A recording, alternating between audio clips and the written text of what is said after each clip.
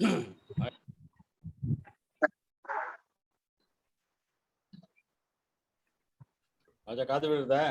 all of you in the US, wherever you are, good evening to all of you in the rest of the world. It's really a very, very special day for us here at ReCal. Many occasions give you goosebumps. This occasion, thanks to Raja's effort, we have had the occasion to host Dr. Raj Iyer, Chief Information Officer of the US Army, a 3-star general rank person, really an alumnus of our very own REC Trichy, NIT Trichy. Really gives me the goosebumps to do this today. Thanks, Dr. Raj, so much. It's really our honor. In this context, I would like to say that many of us would like to drop names and say we are from the same college as such and such a person. There are very few people who actually get quoted like that. And I should say, for the last few days, I've been telling people that we are hosting Dr. Raj Iyer and your NIT's badge that you're wearing for the last few days, Dr. Raj. Thank you so much for giving us this honor and privilege. Really, really honored and privileged to have you. It's really nice of you to spare time for this and spend time with us today. Thank you so much. When you have a guest of such eminence, the moderators also have to be of considerable stature and standing, and our two moderators for today, Srimati and Raj, have that in plenty. Srimati Shiv Shankar is many things apart from being a corporate vice president at HCL for New Vistas. Basically, she drives the strategizing and operationalization of new centers. She's an expert in human capital and transformation and has led many initiatives in that area for HCL. She is also a key part in the HCL Grants and HCL Foundation. She's a well-awarded person. She's a distinguished alumnus from NIT Trichy from the batch of 1990. The 1990 batch is one of the most significant contributors to the ReCal drive, Raja and Sai and everybody. And she's a graduate in computer science. In our times, only people who got a computer science were the really bright ones. So I assume Srimati was very bright in college and continues to be bright. And more importantly, in the context of today, she speaks across multiple fora, World Investment Forum, NASCON, World Economic Forum, and many such fora. So it's really, we are fortunate to have Srimati co-moderating this program along with Raj. Thank you so much, Srimati, to take your time and do this for us. It's really, I'm sure Dr. Raj will enjoy the conversation between you and him for today. Sure. Thanks, Srimati, again. Yeah. Raja, I'm finding it a little difficult to talk about Raja because he's a dear friend now. And he's a cloud expert, a strategy expert, a high-flying technocrat in the Valley. He's been there 25 years, led the cognizant charge in the Bay Area in the US for more than 15 years. Now in Global Logic, he continues to do that. I wish I could say more, but I don't understand technology too well. Otherwise, I would have gone on and on. So I limit my trip to say Raj is a man I'm proud to be friend of as a technocrat and as a leading business leader. But on a different note, Raj is basically the anchor of and the brain behind the alumni cast over the last few years. And this year, Raj has taken it to the next level, the support from all of us. We have had some really, really senior people participating, including Narendran from CII and Channa Reddy, who set up India's largest SEZ, and Sita Raman, who created Photoshop, and a chief evangelist of Google, Gopi. And we have many more in store. And thanks largely to Raja's effort, this event also has been possible thanks to Raja's initiative of trying to managing to get time from such a busy person like Dr. Raj Iyer. Thanks, Raj. Before I wind up the introduction and hand out to Raj to take it forward, I just want to mention a few initiatives ReCal has been doing. ReCal Cares, which is an initiative which was set to manage the COVID situation, was a big hit. We collected more than 2 crores of rupees, and we have deployed significantly through support to students, support to the REC ecosystem, an O2 generator for campus, oxygen concentrators, and recently a very interesting initiative which many of you would be aware of and appreciate is we are running an innovation contest for students and the professors, faculty to come up with solutions for healthcare and COVID-related issues. The process is on, applications been invited. It's a matter of time we round it out, and hopefully in the next couple of months we should have these coming in. We should be avoiding these innovation grants to these people. Apart from that, the Recal portal launch has been really off the ground thanks to Raj from the 1974 batch. And we have had more than 3,000 to 4,000 registrations. Urge the rest of you to join because we're promising many initiatives through the portal and many benefits for alumni through that, including networking. There's an initiative called Rockford Ventures. We are supporting, ideating early startups from REC alumni and the REC ecosystem, which is also taken off very, very well. And the REC fitness group has been really active. Thanks again to Raj. We did a fitness camp in Kodaikanal. We're planning another in the future. So on whole, it's been, despite COVID and all its limitations, it's been a very exciting year at Recal. This has been possible thanks to the team of Raj, Sai, Raja, Sai, Recal, and some of the other members who have been supportive of this. And thanks to Professor Subbayan from the Institute, who's been of great support, Professor Raman earlier, and then Dr. Minnie Thomas should mention in the context. She's been fantastic support to us and be part of many of our events. Thank you to the Institute a lot. Thanks, Dr. Nisha also. Welcome to the students, welcome to the faculty, and welcome to the alumni. Over to you, Raj. Take it from here. Thank you. Thank you. Thank you, Mali. We are going through a new normal and the greatest structural transformation in our economy in a generation.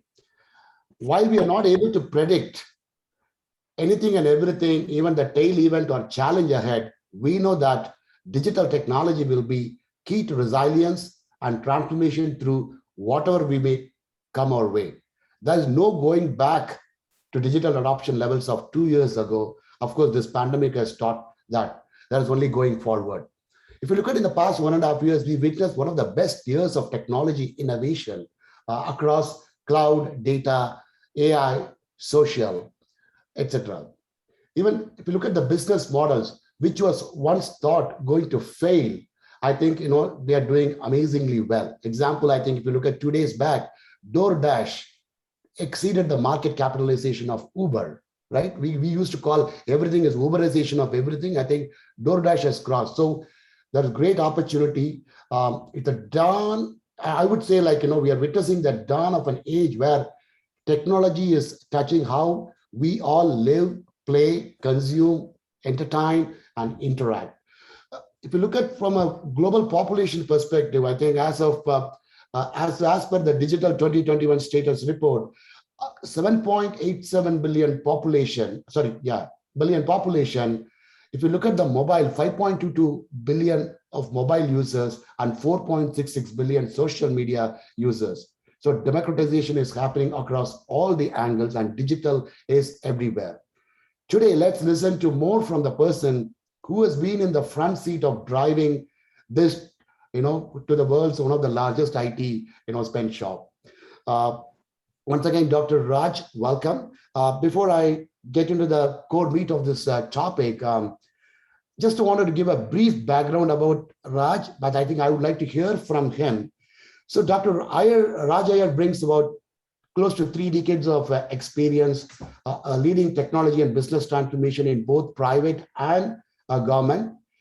He currently serves as the first civilian CIO of the United States Army, overseeing strategy, policy, and execution of a $16 billion annual IT and cyber budget, supporting both Army readiness and modernization through digital transformation. Prior to that, he was at a Big Four management consulting firm where he advised and supported defense and commercial clients on a number of complex enterprise transformation challenges in the areas from innovation, IT strategy to full IT modernization. He has been successfully establishing organizations, including the first CTO office in Army in 2010. And he has also co-founded a successful technology startup and led several programs, for the healthcare.gov. Without much delay, I think,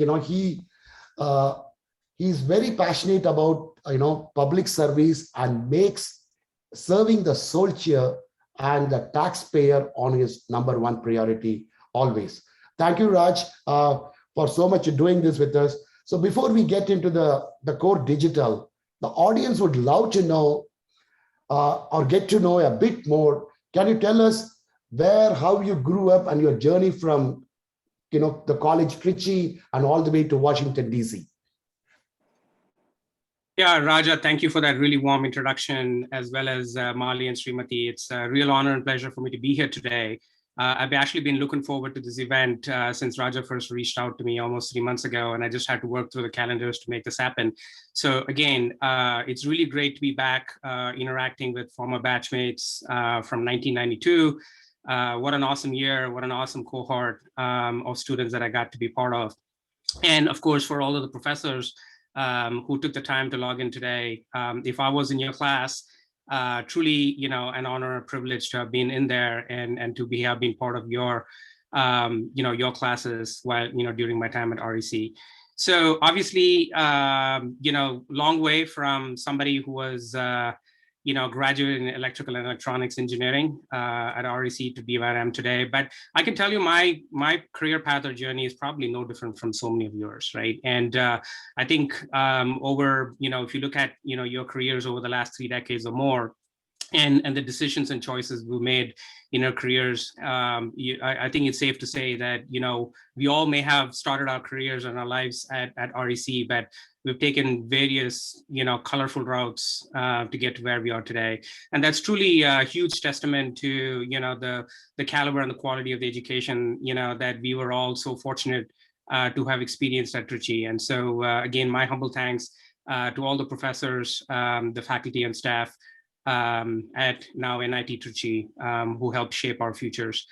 So, so just a little bit about myself. Obviously, I was one of the few, or one of the many, quite honestly, that arrived in the US for my master's degree right after my bachelor's degree at REC Trichy.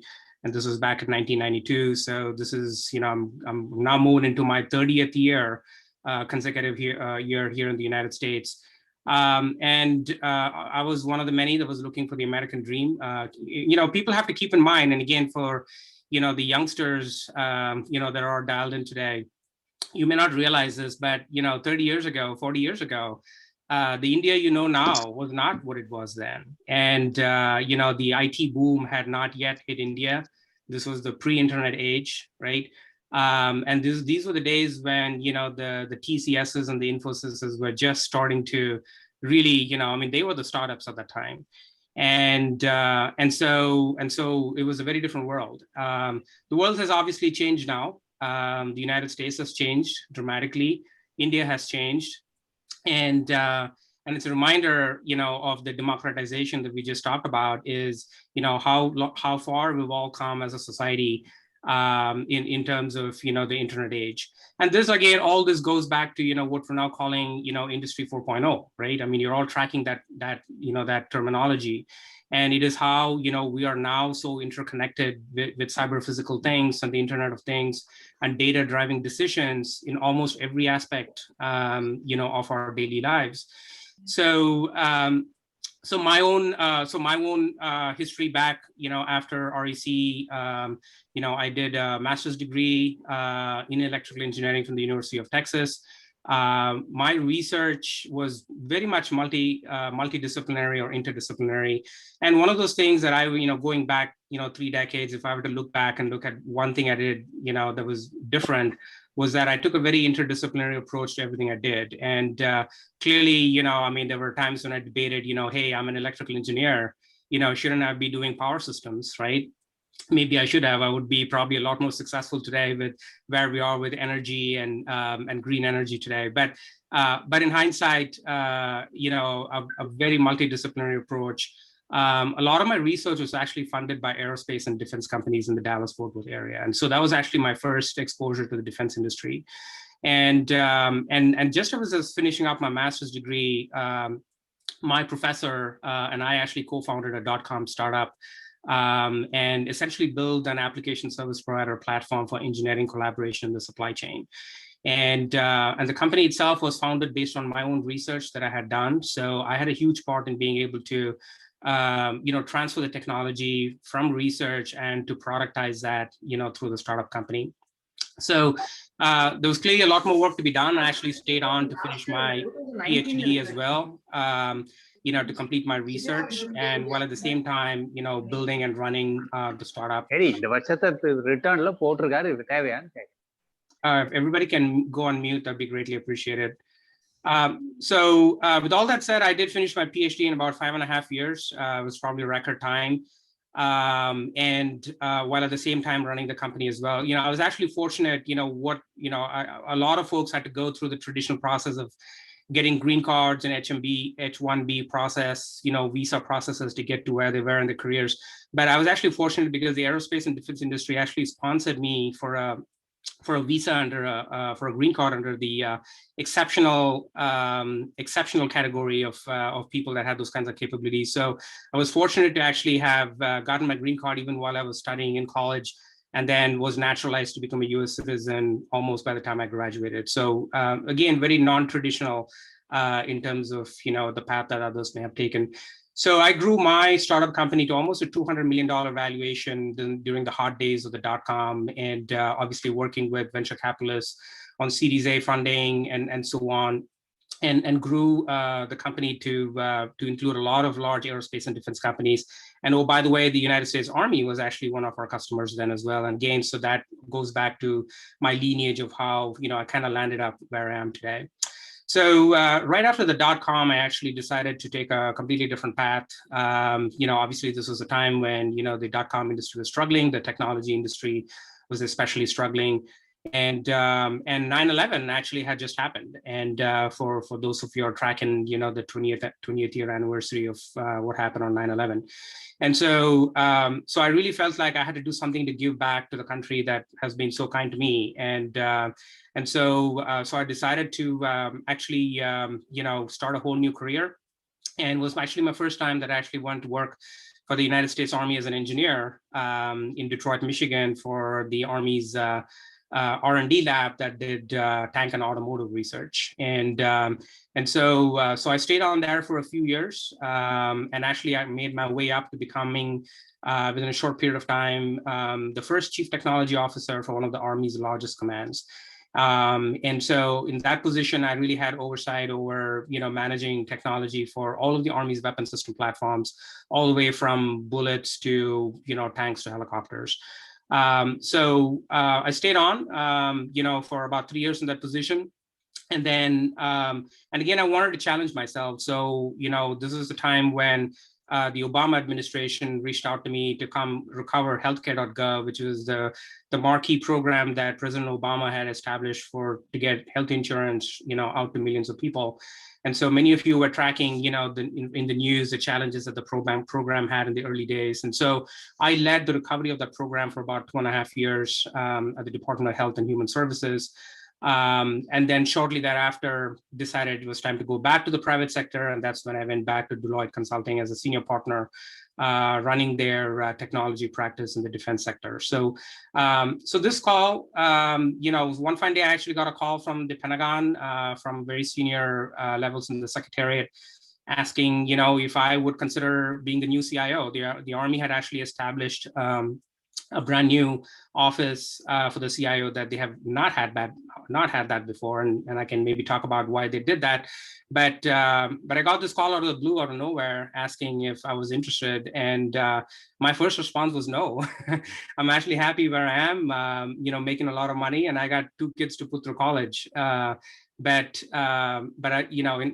going through the discussions, understanding, what the urgency was and how important my role was going to be in terms of national security, led me to the conclusion that, again, it was a call of duty. It's a call to public service, and very few people have that opportunity to be able to, serve in those kinds of positions. So there was no saying no, and so here I am. So hopefully that gives you a little background as to, how I got to where I am.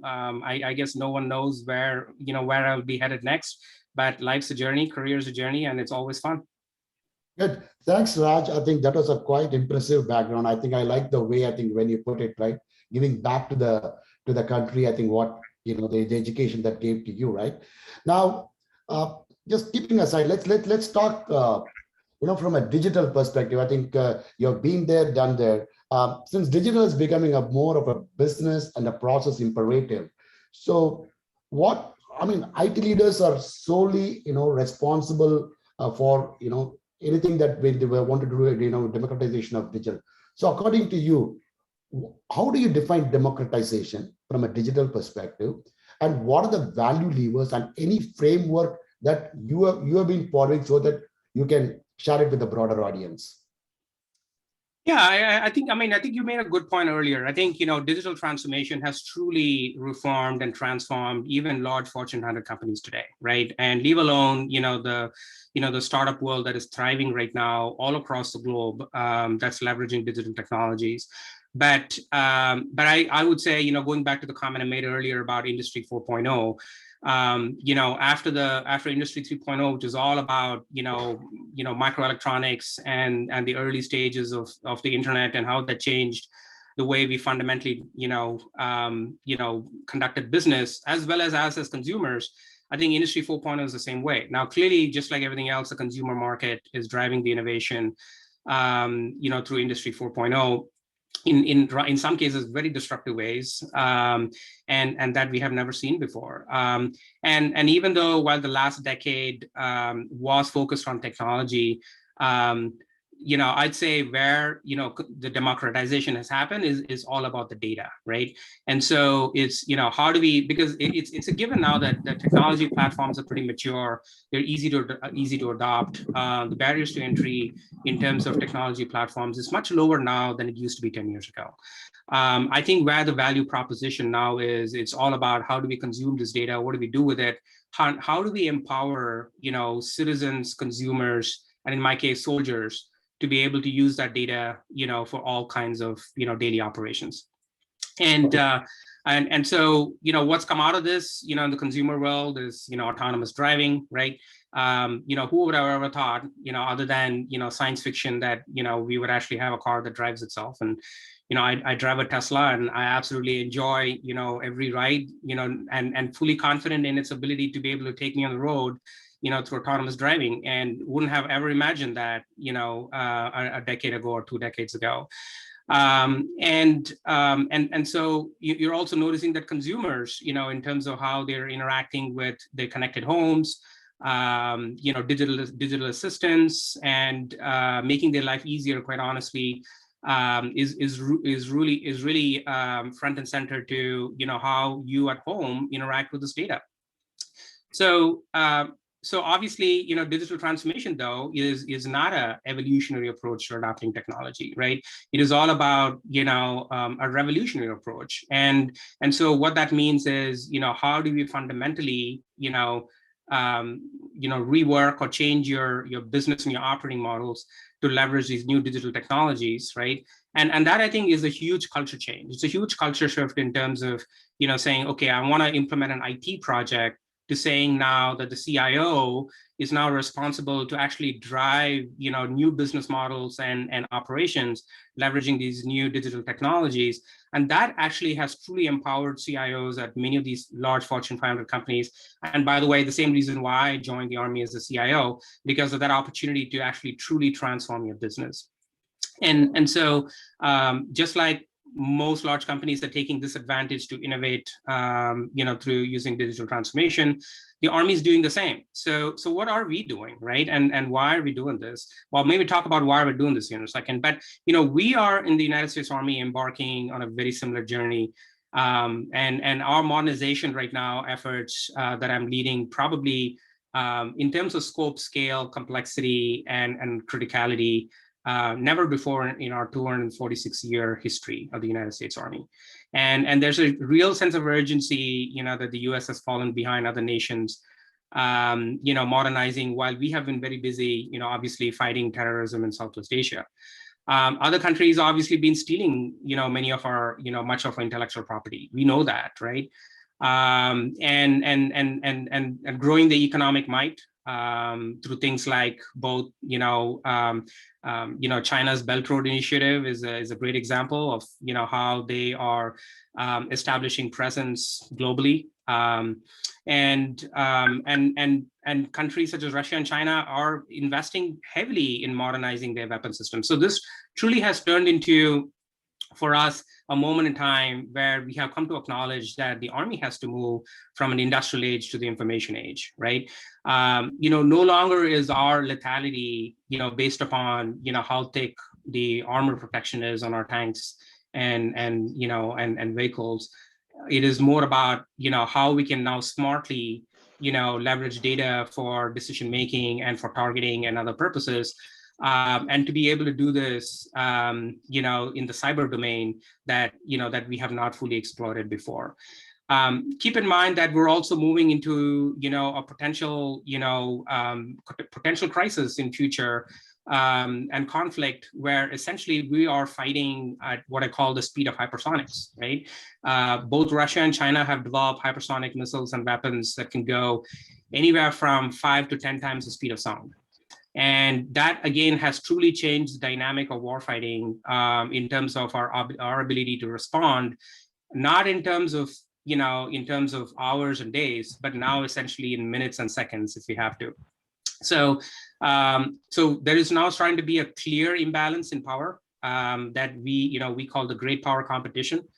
And so it is very clear that, we have a sense of urgency, both in terms of establishing and protecting our interests overseas, as well as protecting us in the United States here, at a time, when we see a growing imbalance. So that is a sense of urgency from us. And when you have such a sense of urgency, that requires, grave, dire, approaches to resolving the issues. It is not nibbling around the edges, right? It is not about just making some small incremental changes here and there to be able to, counter such a huge threat around the world. And so this is where digital transformation comes in for us in the Army. To me, as a CIO, I mean, it is, I'm in support of the business, and and I know this may be hard for a lot of people to swallow, but the business of the Army is to fight and win wars, right? So at the end of the day, that is who I support, and those are the technologies that I'm asked to bring in and integrate to establish our overmatch against our adversaries.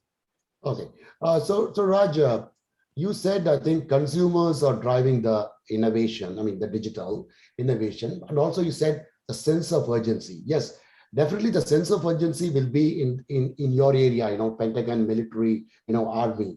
But if you take the corporate sector, right, while, there is a digital proliferation happening across the universe, but still only 10 to 15% of the CIOs are putting their effort. So where is this imbalance? I mean, what do you want to tell them? Because still not, you take the cloud, only 15% of the workloads are on the public cloud, right? Still, I think, right from Andy Jassy to Satya, everyone is, I think, saying, move your workloads. So that is happening on the cloud. I mean, if workloads doesn't move to the cloud, then there's nothing called, there's no digital, as cloud is the fabric for digital. So what do you want to tell it to the CIOs? What are some principles, anything that you can prescribe to them? Yeah, I would say that, I mean, a lot of companies would go the way of, Blockbuster Video or Barnes and Noble, if they do not transform their businesses through digital today, right? And there are, and I spend a lot of time, talking to CEOs of all of these tech companies that you just, listed. And so they are struggling with the same thing, and it goes back to company culture. It goes to corporate culture, right? There are companies that are forward-leaning and want to truly transform their business, and it has to be driven by the CEO, right? Not by the CIO. The CIO is that as an enabler, but the CEO has to set the vision, right? And the culture to be able to enable this transformation. And you are seeing that even large companies today, and I'll give you one, IBM is struggling today, right? As a technology company, as the big blue, the company that, truly, developed every technology that we can think of, for the last, 50 years, hasn't been able to transform their own business, right? Being one of the top technology companies, is a perfect example of, if you do not set the right, culture and mindset at the very highest levels, there is not going to be the transformation, that revolution that's needed at all levels below you. And so and it also means that, they have to drive CIOs to not just be focused on the cost centers, right? I still see a lot of, when I was in the consulting world, I'd still talk to a lot of, Fortune 500 CIOs who are still being looked at as cost centers, right? And that is a never win, and there's a no-win game for CIOs to be leading a cost center, because technology is in everything now, right? And if CEOs feel like their IT budgets are going up. Well, it's going up because there's IT in everything today, right? So this is why that pivot does need to happen of, how to bring, digital front and center to how the business is run, how, digital can be turned into, revenue streams for companies. And there are companies that are doing that well, and others, that either if they don't realize soon enough they have to do that, will, probably will not survive. Okay, great. Thank you. So, Dr. Raj, I've been hearing you for the past few minutes, and it occurs to me when you need to bring a big change in the way that you run the IT engine in a world like defense. That requires a whole lot of change management, right, Dr. Raj?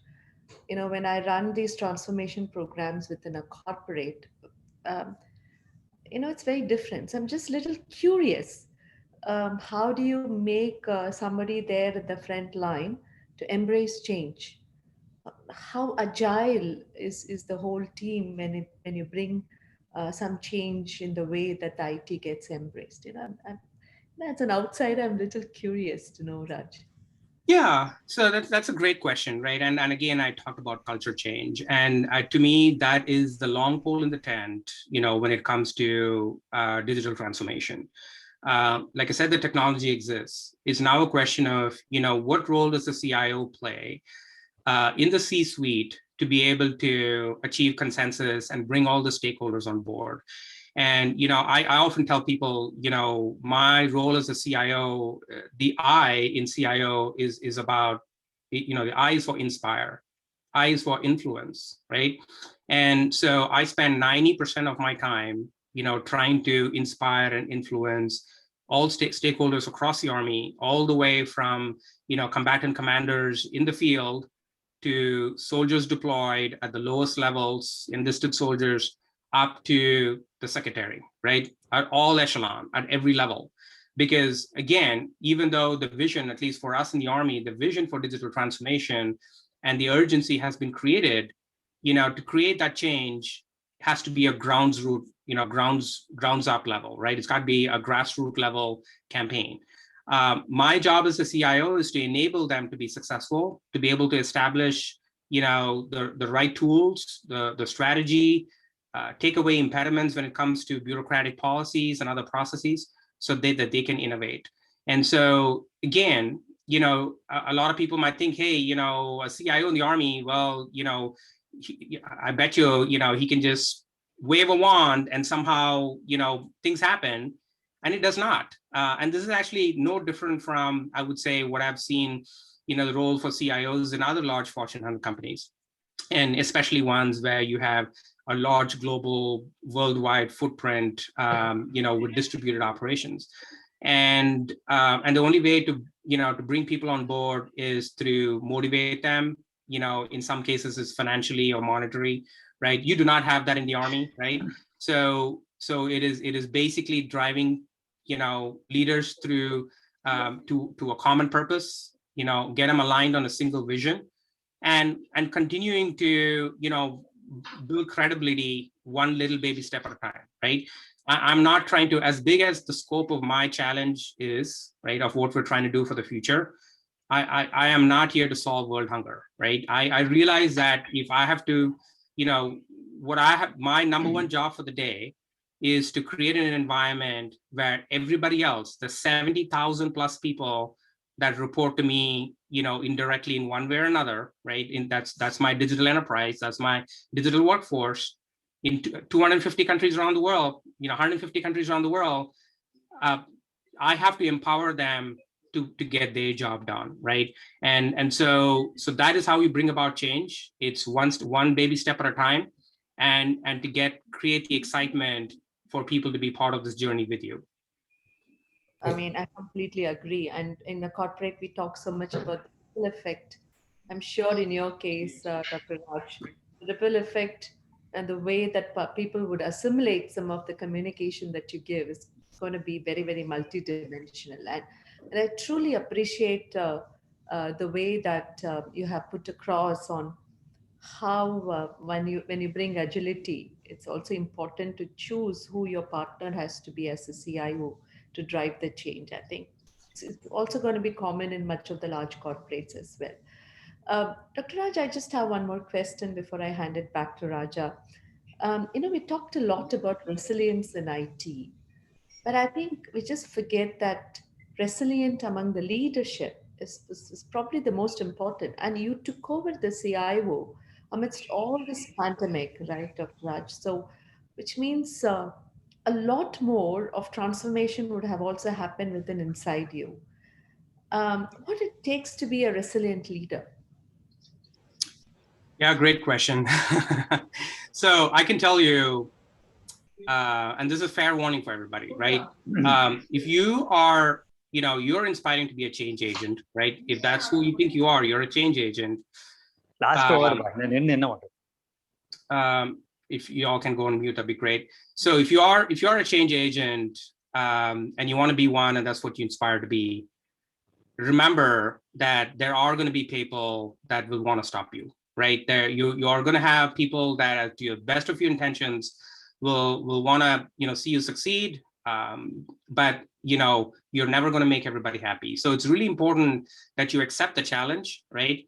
And face the consequences. In my own career, leave alone the current one that I'm in, over the last 30 years, I can name so many circumstances where, I have been put to the test in terms of my ability to bounce back, right? Starting with the very first one, right? I mean, like I said, my startup, was valued from $200 million one day to almost nothing, over 2 years, right? Hurt a lot, right? But I decided that the way I was going to work around that was to do a complete change in terms of, my outlook and what I wanted to focus on and my priorities in life, and what was going to drive me, to the next phase of my career. And I have done that routinely, through every phase of my career to try and build that resiliency. You have to be open to that, and you cannot shy away from it. So some of the things that, I have taken or considered is, or thought was important was, one is, give up your ego, right? That, to me, it's probably the number one and most important thing. A lot of times people get caught up and want to take a very brute force approach to saying, hey, it's going to be this way, my way. I know I'm 100% correct. It has to be this way. There cannot be no other way. And that's when I think you get into a lot of trouble. So it's really important to give up your ego and focus on the long game, right? What do you want to accomplish at the end? What are you here for? What are you trying to do, right? Why are you here? What's driving you? And what compromises do you have to make? And it's really important. That compromise part is really important. And especially when you work for a bureaucracy like I do for the United States Army, you have to, you're not going to get everything you want. And as I just said, my job, even as a CIO, is to establish the vision, the strategy, and try to execute it. But I know at the end of the day, I have to make compromises in every one of those things. Every day is a compromise. But if I'm moving the ball along, a little bit at a time, if I'm making progress, then over a long period of time, I know I've built enough consensus and credibility, and it's a much more sustaining long-term approach that builds, the grassroots campaign, that I talked about. So making compromises is important. I would say, obviously you have to be politically astute, right? When you are in the C-suite, it's really important that, you could be the best technical person on the planet, but if you truly do not understand, the culture of the organization, the dynamics of the C-suite, and who are your friends and who may not be your friends, you're not going to last very long, right? So, and that again applies, in my case as well, in the United States Army. So, I always tell my people, keep your friends close, but keep your enemies closer, right? If you've heard that phrase before. And so that's really important. I would say it's really important to make sure you have somebody watching your back.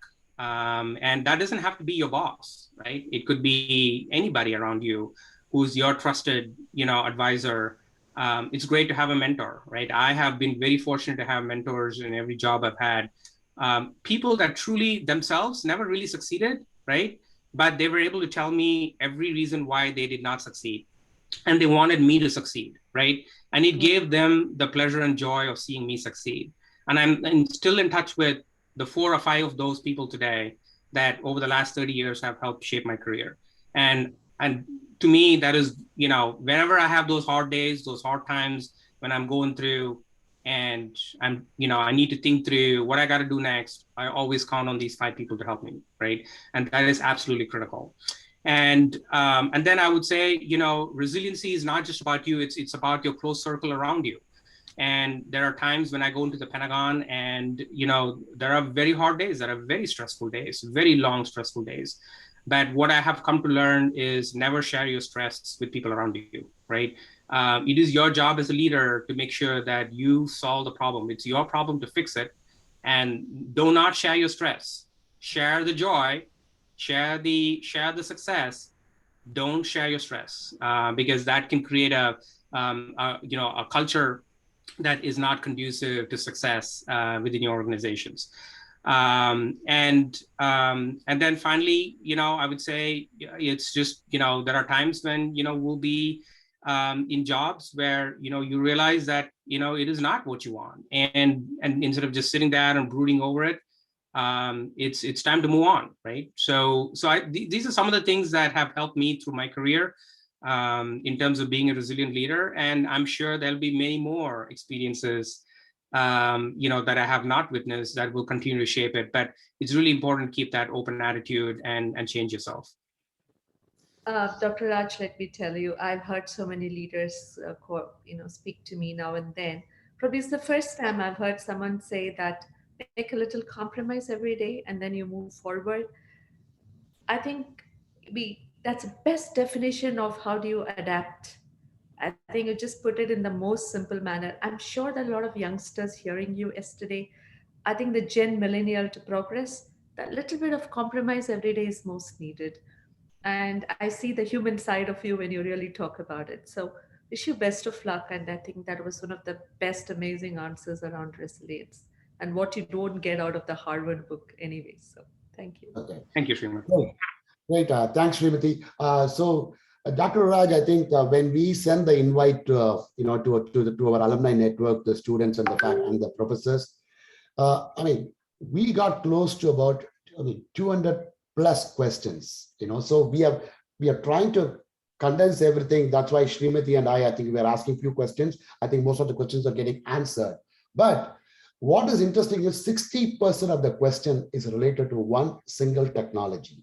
So I wanted to segue into that topic. So this is like, in San Francisco, a new industry a job relocation arise to serve displaced workers. In Mumbai, a teenage girl rebels when this technology gets in the way of romance.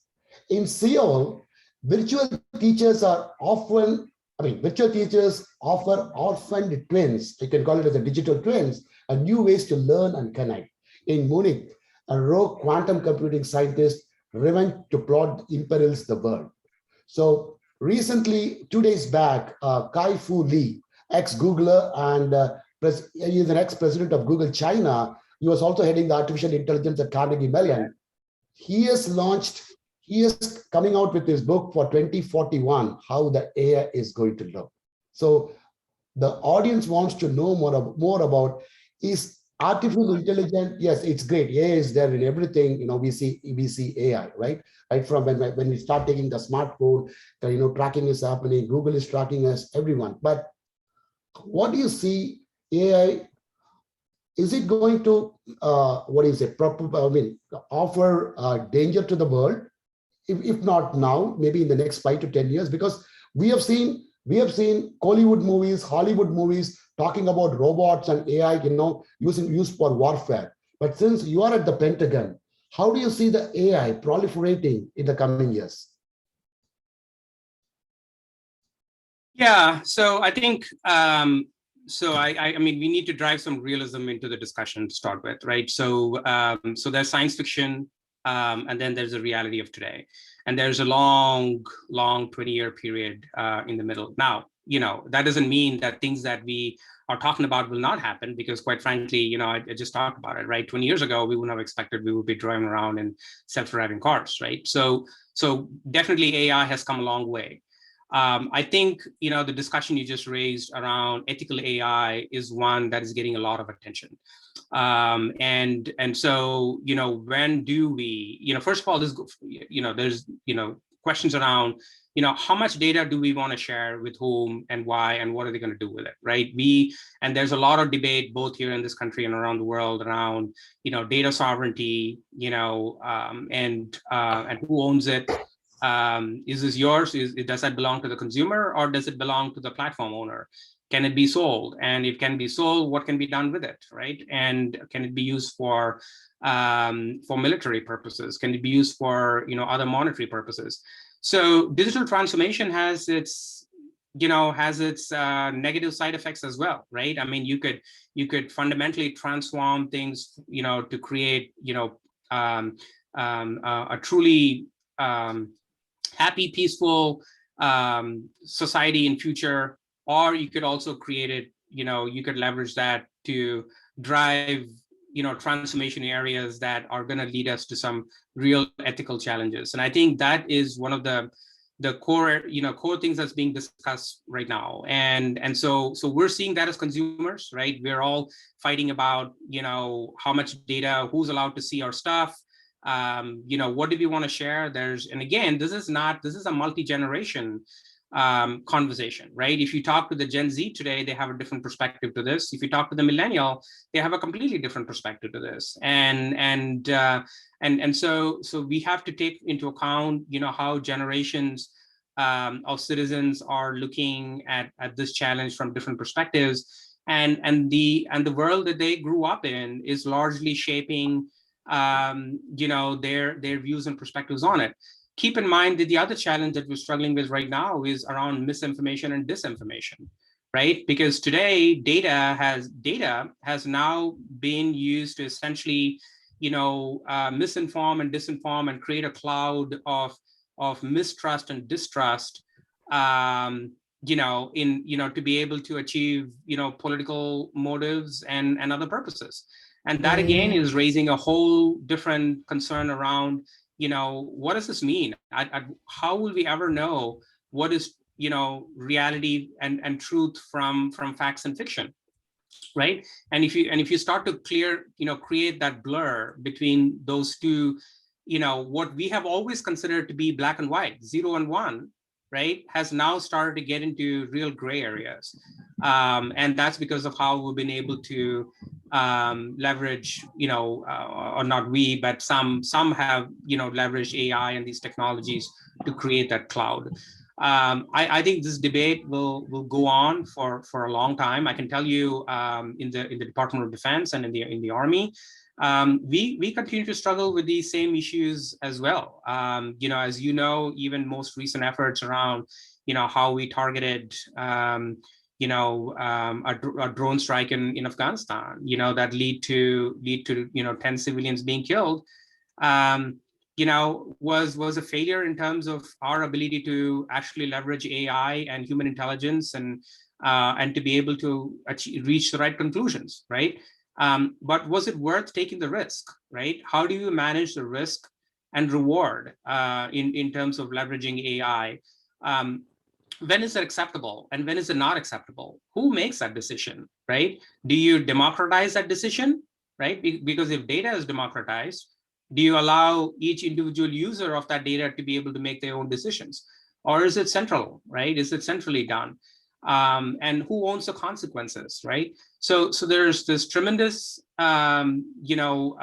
struggle and I would say positive friction in terms of that. When I work with, some of the largest cloud providers, right? When I talk to Google, when I talk to, Microsoft, when I talk to Amazon, I mean, they all, by the way, each have their own struggles in terms of employee activism, right? And shareholder activism around, how their technologies are used by other companies and the Department of Defense.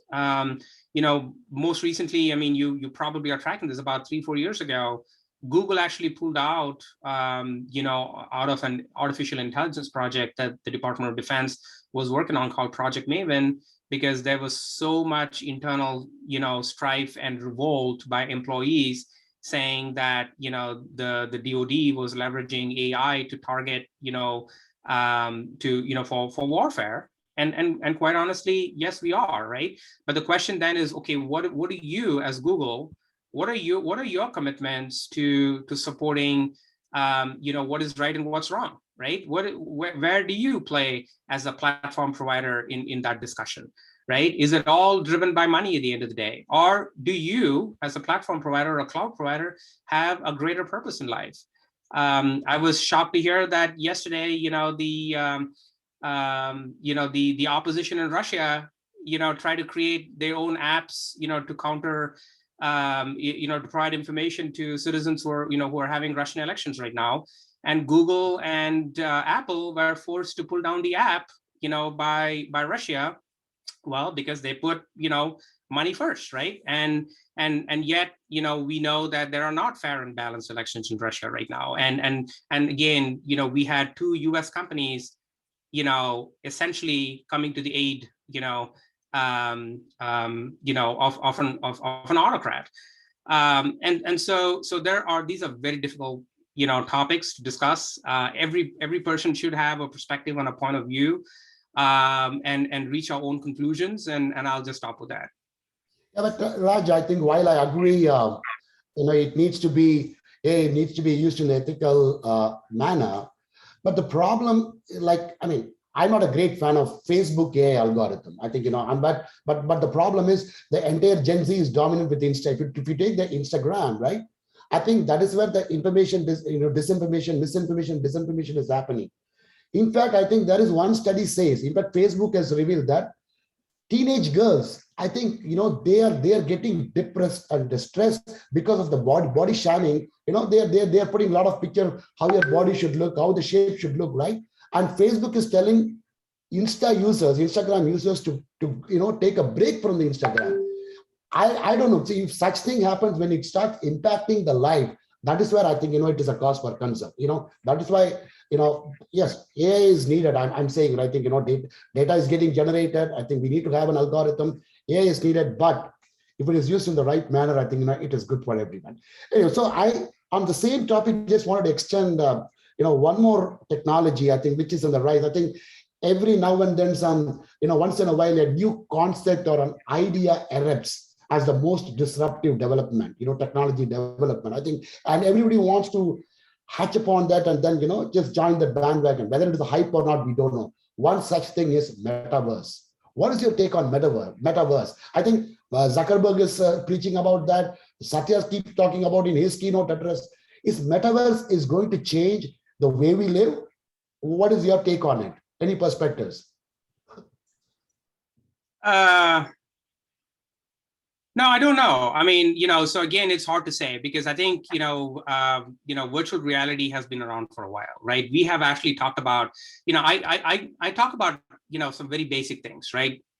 After one of those things that has never changed, ever since the advent of the very first computer is how we interact with data, through, with IT, right? We're still looking at monitors. We've gotten thinner monitors, we've gotten bigger monitors, we got round monitors, we got flexible monitors, but we're still looking at monitors.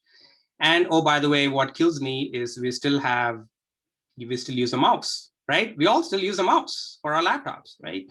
And so, how hard would it have been for us to change some of this over the last, 50 years, let's say 50 years in IT?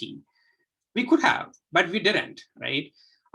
So I always have examples of things where, we have all acknowledged at some point where we should change how we react or how we act and react, in a virtual environment, and with computing technologies, but we have not necessarily made that change.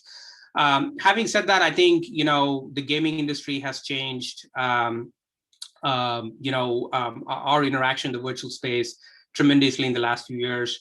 I can only speak about, what we're doing in the Army today. We are spending a lot of money developing synthetic training environments. In fact, it is one of our top priorities in terms of, training our soldiers for the future in synthetic environments, leveraging, virtual reality technologies. And in fact, We just awarded, a couple of months ago, a $20 billion contract to Microsoft to leverage their HoloLens technology to actually build, heads-up displays and built-in virtual reality, that we're now going to deploy to every soldier in the field, so that they have full 360-degree situational understanding and awareness of what is happening around them, in a heads-up display. That includes, by the way, holograms and avatars to be able to communicate with their commanders in the field and other soldiers in the field, be able to see each other, when they are in, tactical deployed environments, and to be able to serve as sensors, to be able to collect data and process data, including AI, built into those goggles, and to be able to do the processing right there, through built-in computing, integration back to the cloud, and everything in between, right? So we are building these technologies today. We're looking at, how we're going to leverage these for potential warfighting purposes in future. But are we at a point, where we will actually, maybe all fight in a virtual domain instead of having to use real bullets? We're shooting lasers at each other. Seems like kind of science fiction to me. Seems a little comical, but hey, nobody can predict where we'll be 20 years from now. Yeah, you're right, because I am more interested, just to get to know your perspective, because BMW is latching onto this. I think they are putting the metaverse concept in there, some of their new model cars. I mean, it's yet to be on the road. So that is why I asked you to go. It will take its own time to, becoming a hit, but I think we got to watch out. Yeah, Srimati, over to you. I was just listening to the conversation, Raj, and just it occurs to me that, when we talk about this digital democratization, I think there's a very thin line between responsibility and accountability. And I like the way you talked about Google as an example, right? And I think when you come onto the table, we say X person is responsible, but are we accountable for what we believe is the right thing to do, right? And what is considered as right and ethical is also very context sensitive. So I think in my view, it's irrespective of which generation we belong. I think the concept of is it the right thing to do? They should be seated well in the college and in the education system. That's one of the, I'm sure, Raj, that will also something all of us in this group should advocate is how much should we actually build some of this into the education system. As much as we teach technology, I think we just need to teach them what you're accountable for and how do you start with the first sense of being responsible leading to accountability as well. So just thinking loud when you talked about some of those examples. No, you're absolutely correct. You're absolutely correct. And I would say, I think we have definitely come into an era where we're going to be, I think we're all going to start questioning our very fundamental beliefs in a lot of things, right? We have taken a lot of things for granted. We've taken, inherent trust in data in the past, right? We have believed in it. We're now moving into this whole world of chaos and confusion. And I think at the end of the day, what is right or wrong is going to come back to, basic understanding of ethics. What does it mean in society? What is your role in society? Right? It comes back down to that, right? It is not monetary. It is not driven by, who's the most powerful nation. It is driven by, at the end of the day, what do we want society to look like, and how are we going to live together? And I think some of those, I'd say, things that we have in the past maybe not looked at it from that way, I think are going to drive our sense of direction and decision making in future.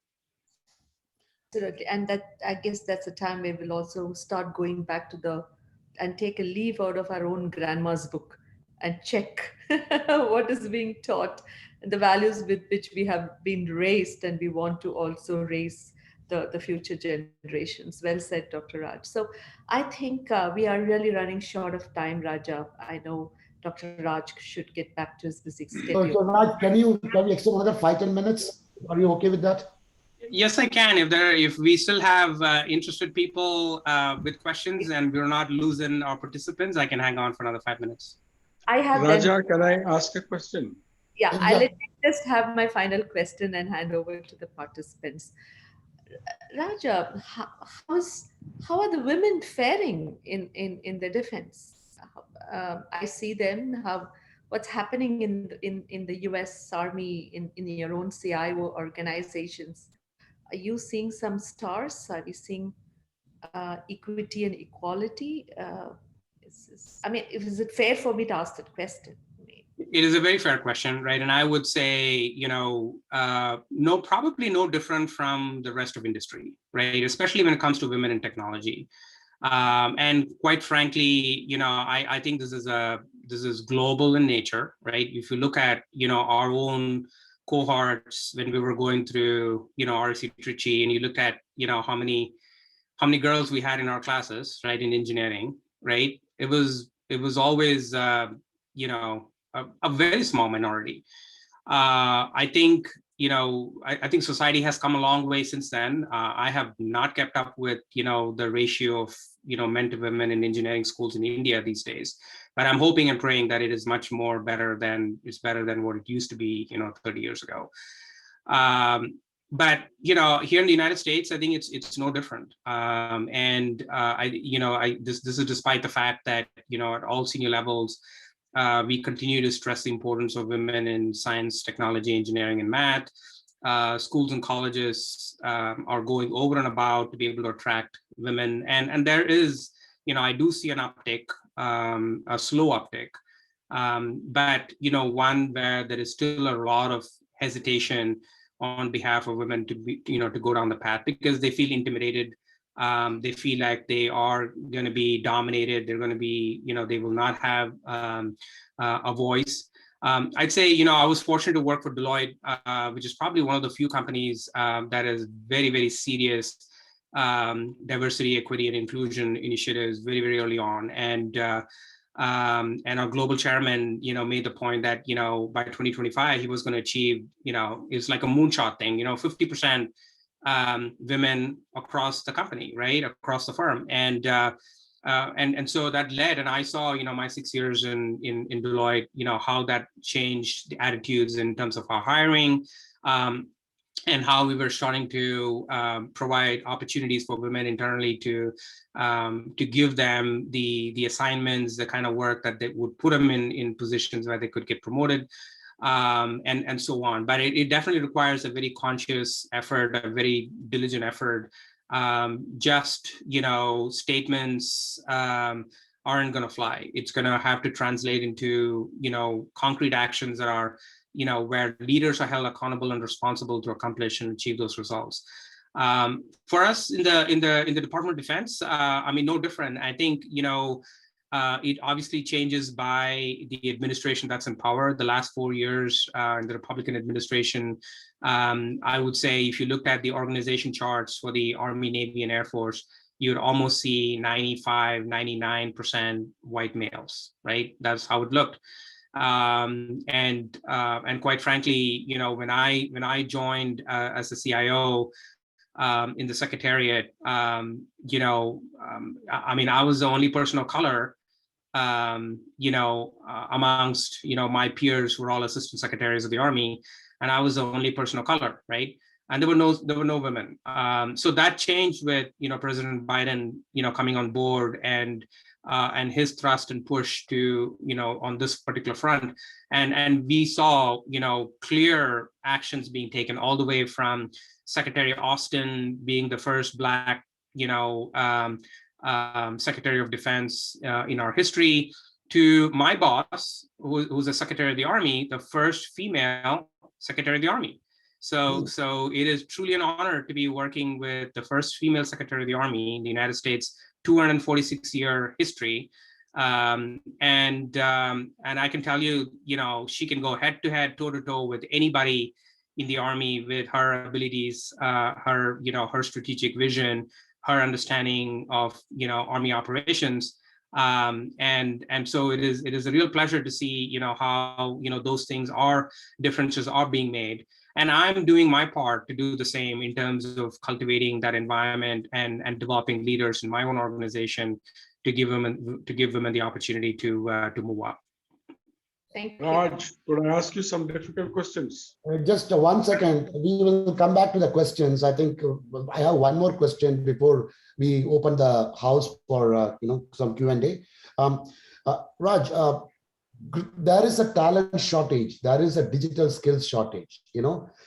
What do you think? Is it a great attrition that is happening, or it is a great attraction in the industry? What is going on? Because every company is suffering with skill set. There's a worldwide labor shortage is there. What is your take? It is definitely real, Raja, right? I mean, so we're all seeing it. We're seeing this in the Army as well.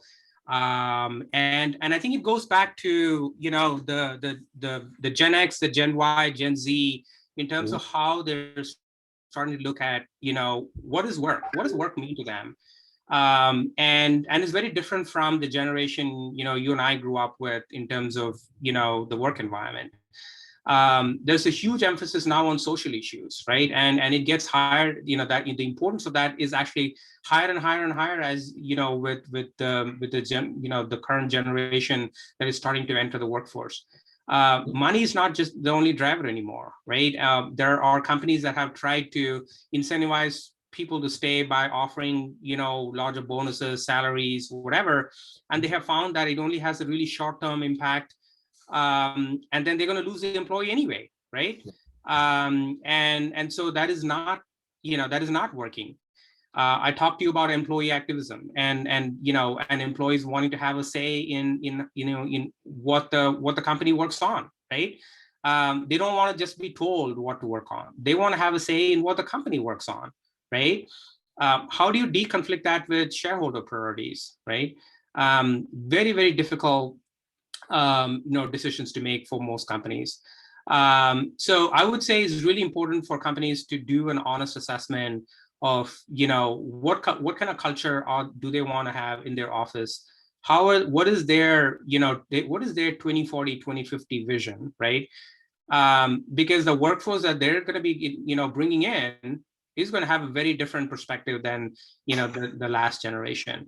And so we have the very same challenge in the Army as well. We are struggling. The Army is an all volunteer force, right? We don't mandate, anybody to come, join the Army. It is a volunteer Army. And if we have to be successful with digital transformation, it is all about us attracting the very best soldiers to come, to be part of what we're trying to do. But what we're noticing is that the people that want to come in, the soldiers, the young soldiers, the 18 to 22-year-olds that want to come in, they have already grown, in an age where they're using social media and digital in their daily lives, and they do not want to be put in a desk job, pushing paper all day long. They want to be hands-on. They want to learn how to code. They want to be, given opportunities to try new ideas and to be part of decision making. And so it is a culture shock for a lot of, the older generation who are struggling with understanding how to retain, good talent. But it's one that absolutely that every organization has to go through and do this analysis now, because if they don't, I think it's going to create a lot of chaos. It's going to be a lot of morale issues. And you're going to find, employees jumping, hopping from one company to another, and then there's, you're not able to build the loyalty that you would expect from your employees. So extending the same, is it going to be a digital headquarters or a physical headquarters? In terms of returning to the office, what is your thought? Because it is the same employees that Gen Zs are driving. They don't want to come. Everybody wants on hybrid work. What do you think about that? Yeah, I think it's going to be hybrid work, for the foreseeable future. I think, the pandemic has shown us that we can indeed. In fact, that's one of those things, especially for government organizations who always thought that, employees needed to be in the office, right? And they needed to see them and direct their work. We have now changed that culture, right? We have now proven that we can actually indeed be successful being completely remote, and you do not have to come into the office. And so there is no going back on that. I think we have proven once and for all the pandemic has helped us come to that conclusion that, you can indeed be very effective working from home. But there will always be jobs, that will have to force you to come to office. Now, I'm very curious and interested in seeing, how, for example, some of the tech companies, I think Google is now telling people that they all have to come into work. I talked to Thomas Kurian and I asked him about it. I said, Thomas, what's going on? I mean, this is, I thought you guys were the ones that is driving, this kind of transformation for remote work. And you were one of the first companies that's telling employees to come back into work, right? And so I have that very interesting conversation with, with people at Microsoft, with AWS and others, and it's very interesting how each of them are taking that. Okay, great. So Raj, thanks a lot, I think, for your time. I think we are having a final segment. I'm going to hand over to Mali, President of Recall. Mali, just for some lighter questions, please. Quick, Raj, just a couple of minutes quickly. It's going back to your REC life to get perspective and nostalgia back to this group. Which hostel were you in, Raj, basically? So Pearl, again, that was Pearl 93 is where I hung out for 3 years. And which mess were you attached to? Ooh, that I don't remember. So I shifted between the North Indian mess and the South Indian mess. FNB and stuff like that. Yeah. Yeah, but what's your favorite subject in college? I would say microelectronics. I completely enjoyed Professor Amasai Gondan's classes, on digital circuits and microelectronics, and probably one of my favorite. Favorite professor, the same professor then? He was your favorite yeah, I mean, I would say Dr. Amasai Gondan, Dr. M. Subaya, and then my project, guide in my final year, and that was, wow,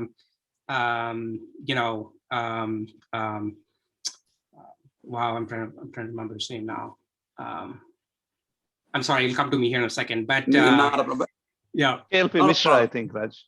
Yeah, Dr. Mishra was also there, but yeah, we had quite a few really excellent professors. Were you the topper types?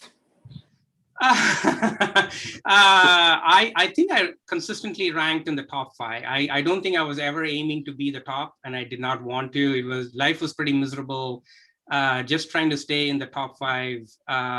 In hindsight, none of that ever mattered for any of the youngsters that are on the call. Don't let your parents ever tell you that you have to be the topper, because it never matters at the end. Try to enjoy and have fun. What is your favorite hangout spot in REC or in IT?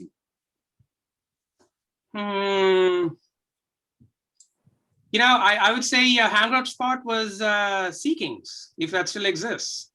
Yeah, it does. Now, in campus, the corridors or the shopping center.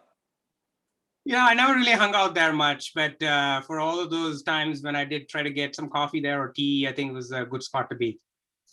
Okay. And one final question, Raj, is that what part of your experience in REC is still very relevant to you? That's the last question, and hand it over back to Raj and Srimati. What part of the REC experience, the distilled part of that, stays with you and gets you ahead and gives you the edge? I would say it's the academic rigor, right? Now, I think, there's positives and negatives to that. I would say that, REC definitely put us all to the test, right? In terms of the depth of education, the depth of understanding that you needed to have, the quality of the classes clearly set it apart from, even some of the classes I took, in my graduate school, master's and PhD, didn't come close to, the classes, the rigor that we had the 4 years there. I think an area that, we all could have benefited more those days, and hopefully this has now changed in the current way, things are taught, is we got to move away from, individual success to, honoring and, respecting group success, right? And team success. And because that's how you work in industry. That's how when you move to industry, you're not successful if you're successful as an individual. It's only when how you work in a team and how how you can enable team success. And hopefully, Education India and at NIT has now changed to enable more of a project and a team-based learning effort. The only one that, the projects that we all worked on, the labs that we did together, and the final year project that we did, we're all great in terms of, building that relationship. And I cherish that till today. I'd say the individual work that I did, I don't remember any of it, and I probably didn't cherish it. Wonderful, Raj. Thanks. That says a lot about you. Thanks so much. Really inspirational. Okay. Thank you. Thanks, Mali. So Raj, the final question. If you want to give some, because a lot of students are there in this meeting, we are also going to send it to them. What is the advice you want to give it to the students, the current students of the of our alma mater, and also in general for the students? Yeah, so I would say, you should all be looking at what your passions are, right? I mean, let your passion drive where you want to be in life, right? At the end of the day, and that, by the way, should never be money. So take money out of the picture and look at it from the perspective of, what is it that you want to accomplish? I'm a big believer, and again, as you can see from my career history, I chose public service, even though I was not in it for the money, right? Because I wanted to have lasting impact, and I wanted to bring about change. And you will find many of those experiences and opportunities that are never about the money, but it, at the end of the day, makes you a happier person, makes you feel like you have truly accomplished something, has given you that sense of satisfaction that you cannot always get, with money. I would also say, learn from every opportunity you can, right? Take every job that you have as a learning moment and try to learn something new. Put yourself in positions where you're challenged, right? It's easy to be, in a position where you've done the same old for the last 20 years, and you're very comfortable in it. But, challenge yourself to try something new and different and see how, and I know you all will, because, you all, we're all cut from the same cloth at Trichy, and we know we'll succeed, and it'll make you better. It'll put you in a position to leave behind some, lasting impact on society that you may never have thought about. Okay, thanks, Raj. I think, we have gone past, way past our time. We'll take one question. I think somebody was asking the question. I think I interrupted. I think whoever was asking that question, can you go ahead? That was Jimmy from 1979 batch. Raj, is it okay to speak? Yeah, go ahead. Absolutely. Go ahead. You know what? I mean, I know there were a lot of people asking questions, so we'll take three questions, but keep them short, and my answers will be short. Raj, very simple and a little bit off the track. Number one, why do Americans use a lot? Oh, no, I can't answer that question. I don't know. And number two, if you are given with double the salary, the same post in Indian Army, would you take it up? Oh, that is a very difficult question. So that is a very difficult question. So keep in mind that, the United States and India are strategically partnered militarily on a lot of things. So we are allies.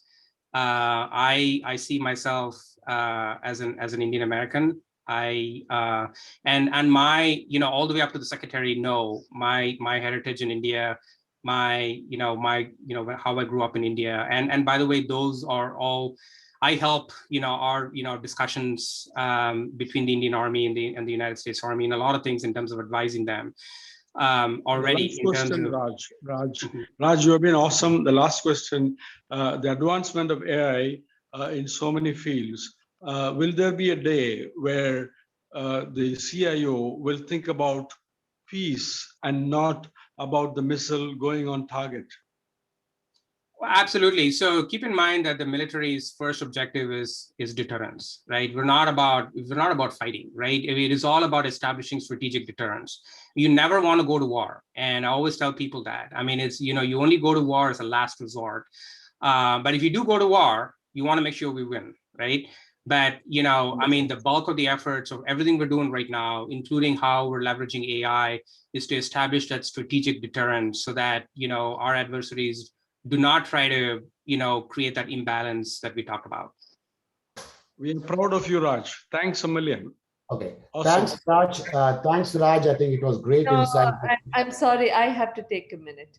Yeah. I think, Raj, to answer that question on CIO India versus US, you better be in the US. We all need work. We all need to continue to get the other side of the world and what's happening there. So We are very proud that you're there and what you're doing at this point in time, Raj. So I think we must take a minute to acknowledge some positions like these are very hard to find. Some positions are like these are very difficult to find amidst all the various adversities, and you have gone there. So I really want to take this moment to acknowledge and wish you good luck. Thank you, Srimati. Thanks, Raj, for a great session. I think we are really honored, to have you part of this session addressing to our alumni network. And I think, given the interest of time, there are a lot of questions. I think maybe there are certain questions we can offline. Folks, all these questions will be on the portal. I mean, the recording will be on the NIT Trichy alumni portal. If you have not registered, please do register. Only when you register, you can access the recording. So with that said, Raj, once again, thanks for your time. And I think, look forward to have you in similar sessions, I think in the coming months and years. And have a great day. Thanks, everyone. Just one thing, hope to see you in person on campus sometime. I'm looking forward to it. I'll definitely make that happen. So thank you again for the opportunity, Mali, thanks. Srimati, and Raja, and everybody else. Please do stay connected. Reach out to me if you want to reinitiate a connection that we may have lost over the years. I am active on many of the social media sites, including our WhatsApp group. So looking forward to staying in touch with everybody. Everybody, please be safe and have a wonderful evening. Thank you. Thank you, Raj. Thanks, everyone. Thank you. Bye. Thanks, everyone.